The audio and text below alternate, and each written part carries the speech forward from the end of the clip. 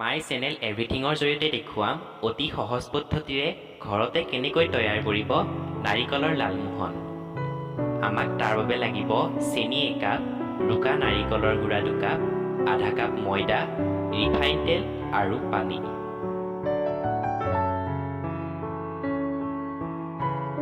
এতিয়া গেছৰ চৌকাত কেৰাহীটো বহোৱাম আৰু গেছৰ চুলাটো চিমত ৰাখিম।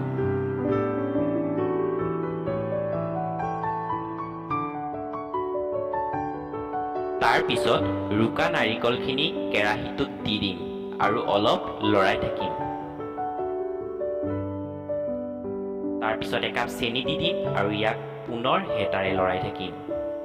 মনত ৰাখিব, এনে কৰি থকাৰ সময়ত চুলাৰ জুই চিমতে ৰাখিব, নহলে জ্বলি যাব পাৰে।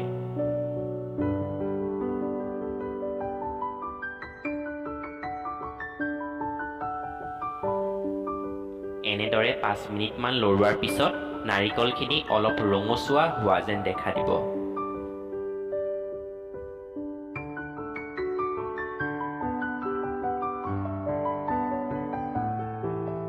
তাৰ পিছত সেই নাৰিকলখিনিত ময়দা আধা কাপ দি দিব লাগিব আৰু অলপ হেতাৰে লৰাই দিব লাগিব।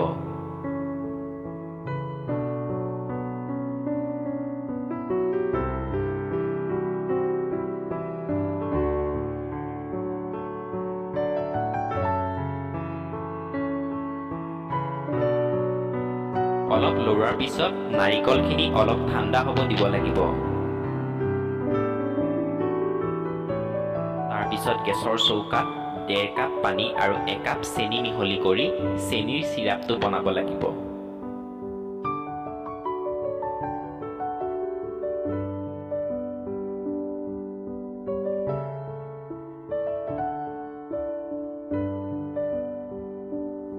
চেনিখিনি যাতে তলত লাগি নধৰে হেতাৰে চিৰাপকণ লৰাই থাকিব লাগিব। এতিয়া আমি ঠাণ্ডা হোৱা নাৰিকলখিনি চচপেন এটাত নমাই ল'ম।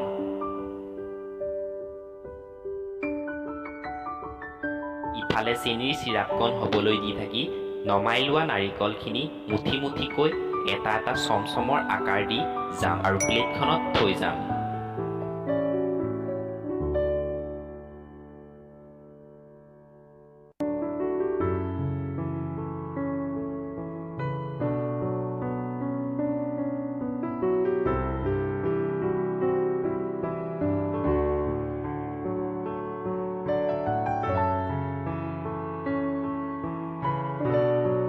চিৰাপখন ইতিমধ্যে ৰেডি হৈছে, গতিকে আমি গেছটো কাটি দিম।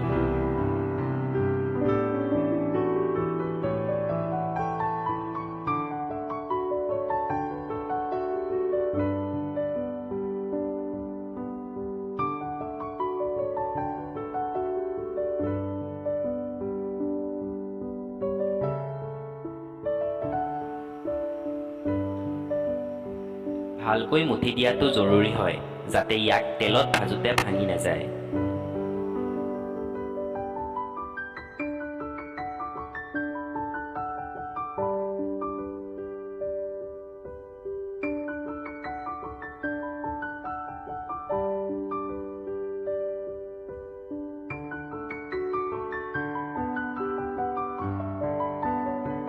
এতিয়া নতুন কেৰাহী এটাত ৰিফাইন তেল গৰম হ'বলৈ দিয়া হ'ল।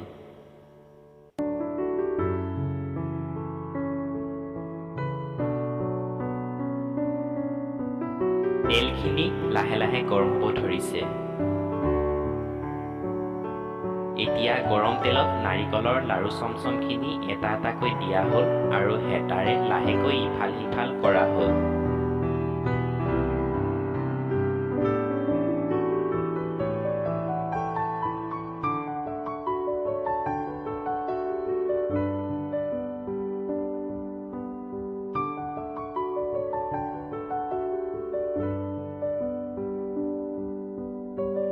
অলপ ৰঙচুৱা হোৱাৰ পিছত সেইখিনি লাহেকৈ উঠাই প্লেটত থোৱা হ'ল।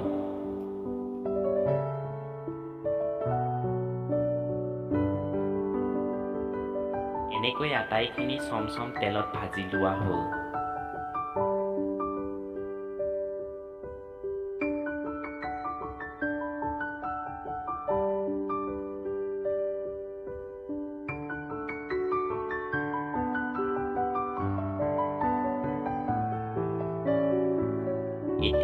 ভজা নাৰিকল চমচমখিনি চেনিৰ চিৰাপত এটা এটাকৈ ভিজাই দিয়া হ'ল।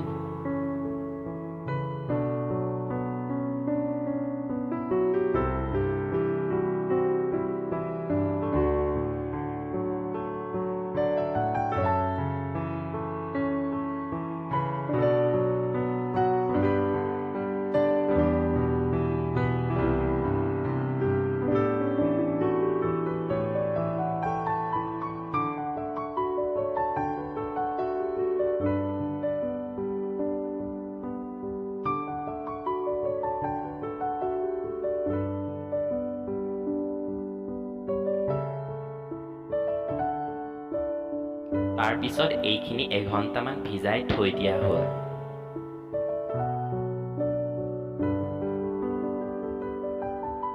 এঘণ্টামানৰ পিছত দেখা যাব যে চমচমখিনিয়ে চেনিৰ ৰসখিনি শুহি লৈছে। তাৰ পিছত এইখিনি এটা ডাঙৰ বাটিত উঠাই দিয়া হ'ল। এয়াই আছিল আজিৰ ৰেচিপি।